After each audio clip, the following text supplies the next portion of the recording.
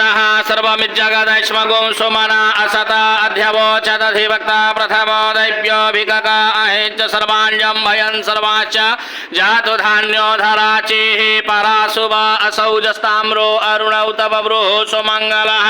जे चैनगो रुद्रा अभितो दिक्षुषिताः सहस्रसो वैखागुं हेडयेमहे असौजो वसर्पति नीलग्रीवो विलोहितः उतैनं गोपा अद्रसरन्नद्रसरन्नुदहार्जः सदुष्टो मृडयाति नः नमोऽस्तु नीलग्रीवाय सहस्राक्षाय मे ढुखे अथो जे अस्य सत्वानो हन्तेभ्यो करन्नमः प्रमुञ्च धन्वनस्तमुभयो राज्ञोर्जां मा जास्यते हस्तैखवः पराता भगवो वप विजयन् धनुः गवर्दिनो विशल्यो बाणवाम् उत अने सन्नस्य जा इखव आभुरस्य निखङ्गदिः जाते हेतिर्मे दुष्टमहस्ते बभूवते धनुः तयास्मान् विश्वतस्त्वमयक्ष्मया परिभुजा परिते धन्वनो हेतिरस्मान् वृणक्तो विश्वतः